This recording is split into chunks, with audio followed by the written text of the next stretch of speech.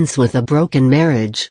A man, who wants to go by the name Powerman, drove to the Daniels house in Southern California in 1998 to talk with his friend Reggie. Reggie was going through a divorce and had recently moved back in with his parents. He sounded very depressed on the phone, so I went by his parents' house to try and cheer him up, Powerman said. But when I got to their house he was not there. The Daniels offered him dinner, so Powerman stayed.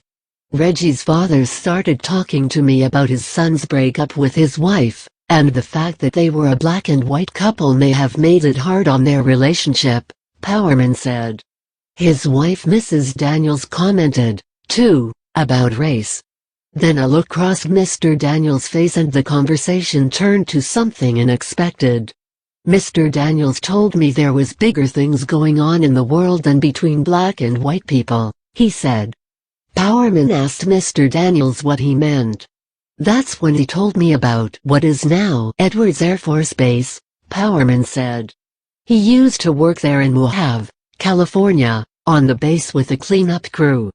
Mr. Daniels and his co-workers went to the sergeant in 1949 to complain about the treatment of black men on the base, but didn't suspect their view of reality was about to change.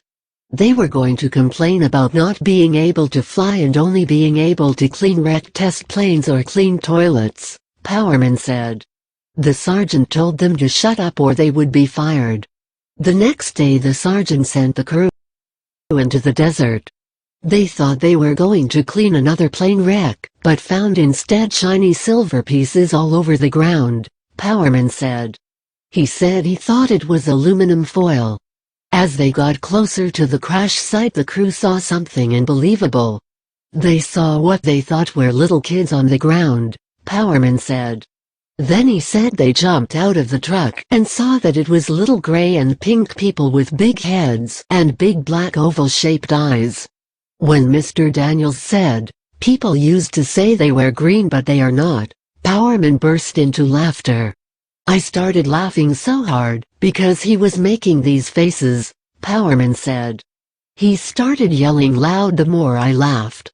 I told him that I was sorry, but it sounded so funny to me. Mr. Daniels looked at him sternly and said, "That's why they don't tell people this stuff, 'cause they think it's a joke or that he is crazy." When Mr. Daniels called his wife back to the table and asked her to repeat what he told her in 1949, Powerman stopped laughing. She shook her head, yes it was true, and said for months he acted strange before he told her. Then Mr. Daniels took the story a step further. He told me that one of his friends talked to one of the aliens with his mind and his friend ran off into the desert, Powerman said. He touched one alive and dead and loaded them into the trucks. The cleanup crew found thin metal and equipment scattered over the desert and wreckage they believed to be a ship. Crews from Lockheed arrived and worked with the military, picking up pieces of the ship and spiriting them away. I was just shocked to hear all this, Powerman said. I asked him why did he not talk about this to like the radio or newspaper. He said that he and his co-workers were all told that it never happened and that if word got out that they spoke about what they saw they would suffer dire consequences. After an hour, Reggie came to the house and the UFO crash story ended. Powerman didn't think about it for years until he saw a television story on the Roswell crash, and Mr. Daniels' words flooded back into his mind.